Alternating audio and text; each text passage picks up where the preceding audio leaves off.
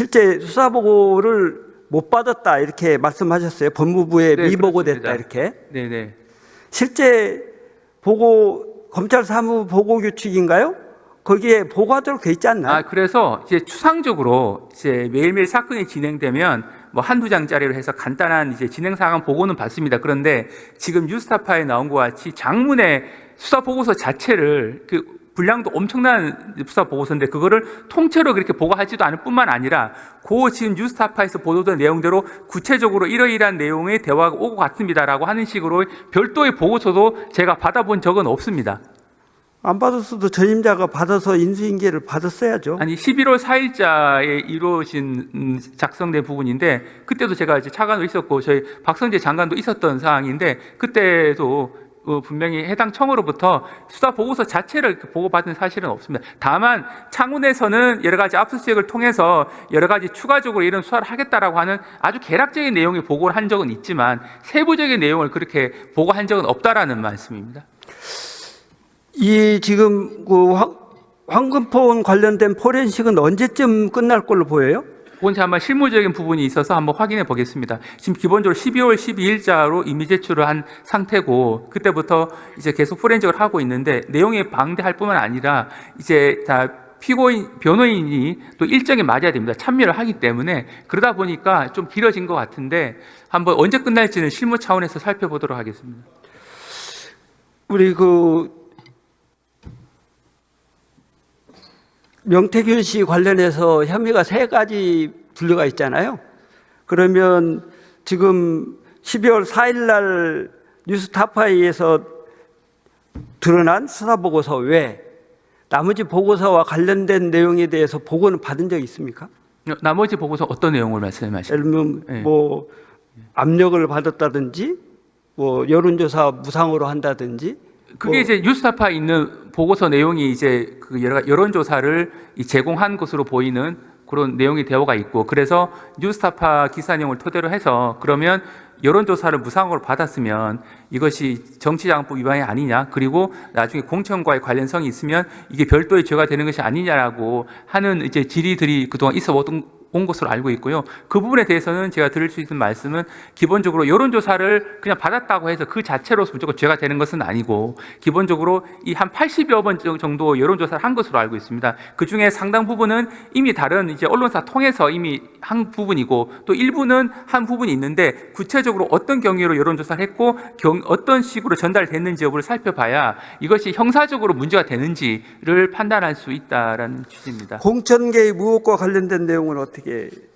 그래서 이 공천 개입이 지금 이제 뉴스타파 보도 내용과 같이 어떻게 보면 이제 여론조사를 제공한 부분과 인과관계가 있다면 이 부분은 또 별도의 또 죄가 되는 것이 아닌가. 또 이제 공천 개입 자체만으로도 죄가 되는 것이 아니냐라는 의혹이 지금 제기가 되고 있는데 그 상당수 내용들은 이미 고발돼 있기 때문에 고발된 건 알겠는데 네네네. 실제 네. 법무부 차관이 네네. 이 내용과 관련해서 뭐 1장짜리든 2장짜리든 여기 보면 여론 조작과 관련된 내용, 공천 개입 의혹, 정치자금법 위반 뭐 한 3가지 유형이 나뉘어 있는데 개별적인 내용과 관련해서 보고를 받은 적이 있냐고요.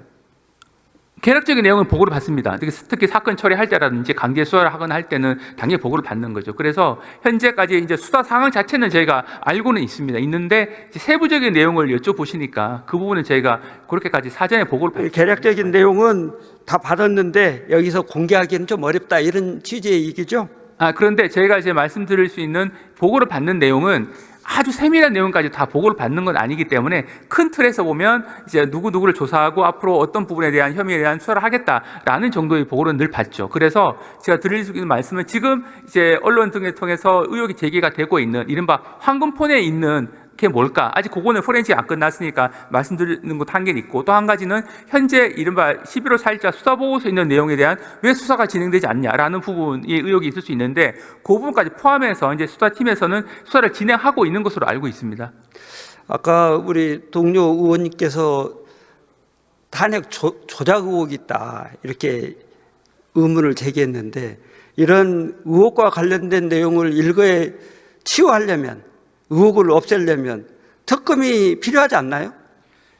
기본적으로 이게 특검이 필요한 부분은 기존의 수사기관을 통한 실체 규명에 한계가 있을 때 특검이 도입되는 것으로 알고 있습니다. 그런데 현재로 봤을 때 그동안 이 제기가 됐던 특검 법안들을 보게 되면 기존의 수사기관들을 통해서 상당 부분 수사를 진행됐거나 앞으로도 진행될 예정에 있는 사안들에 대해서 특검 도입하는 부분들이 상당수 있어서 그 부분에 대해서는 저희가 좀 문제가 있다라는 점을 좀 말씀드렸고요. 이제 수사가 진행됨에도 불구하고 본인들 시각에서 볼 때 아직 그런 내용에 대해서 수사가 미진하거나 수사가 착수가 안 돼서 부족하다 이렇게 느끼는 부분이 있다고 보이는데, 그러려면 여야가 공히 특검을 통해서 해결하는 방법도 한 방법이 되지 않겠어요? 네, 한 방법은 될 수는 있는데 다만 이제 도입 시기가 문제인데요. 그래서 특검이 그 무작정 도입될 수 있는 것은 아니고 원칙에 대한 예외 부분이기 때문에 기존 수사기관을 통해서는 수사의 공정성은 담보할 수 없다라는 판단이 섰을 때 도입이 가능한 부분이고, 그 판단함에 있어서는 여야 간에 또 신중한 또 그런 합의가 필요한 사항이 아닌가 생각은 합니다. 저는 이런 문제가 제기되는 사안에 대해서는 우리 법무부가 전향적으로 특검 도입에 대해서 임해주는 게 좋겠다 이런 생각을 합니다. 동의하십니까? 네, 저희도 필요하다고 생각할 경우에 특검 도입 자체를 반대하지는 않습니다만 여러 가지 어떤 헌법적인 측면에서 봤을 때 문제점은 최소한 제거가 돼야겠다는 생각이 들고, 특검의 성격상 이게 원칙에 대한 중단 예외이기 때문에 예외를 인정함에 있어서는 절차상으로 보다 더 신중함이 필요하다라는 게 제 기본 입장입니다. 그 내용은 검찰이 수사를 제대로 해서 적게 국민의 의혹을 남기지 않도록 해야 되는데 그걸 제대로 못하니까 의혹이 계속 남는 거잖아요. 이런 의혹이 제기될 때는 전형적으로 특검에 맡겨서 국민들 의혹이 조기에 해소될 수 있도록 이렇게 만들어 주는 것이 법무부나 검찰의 올바른 자세 아닐까요? 네, 그래서 지금 특검 논의가 되고 있는 중에 또 상당수는 검찰 내부적으로 수사가 진행되고 있는데 외부적으로 알려지고 있는 것이 한계가 있다 보니까 수사가 진행 안 되고 있으니까 특검을 통해 수사를 진행하자라는 또 그런 목소리가 있는 것 같은데, 또 상당수 사건들에 대해서는 외부적으로 공개할 수는 없지만 내부적으로 진행되고 있는 경우가 꽤 있습니다. 그래서 지금 명태균 사건 같은 경우에도 내부적으로 수사가 진행되고 있습니다만 대외적으로 알려진 부분에 한계가 있다 보니까 수사가 진행되고 있지 않다. 그래서 특검을 도입하자 이렇게 말씀하시는 것 같아서 그 부분은 조금 더 한번 그 수사 상황을 좀 지켜보시는 것이 어떤가라는 게. 아니 적게 어느 시점에 판단을 해야 되는 시점까지 수사가 완료돼야 되는데 안 돼요. 그리고 내부적으로는 진행 중이라는 얘기만 해요. 그러면 당연히 특검의 필요성이 있다고 문제 제기가 되죠. 네. 그런 빌미를 안 주도록 수사를 빨리 해야죠. 수사 착수된 지가 언젠데 창원지검에서 명태균 사건과 관련해서 지금까지도 안 나오고 있다면 그거 특검 해야죠. 네, 수사가 미진한 경우에 있어서는 특검 도입은 충분히 논의가 될 수 있는 부분에 생각하는데 전향적으로 검토를 좀 해주시면 좋을 것 같습니다. 진행되고 있다는 말씀을. 네네. 네, 들어가셔도 좋겠습니다.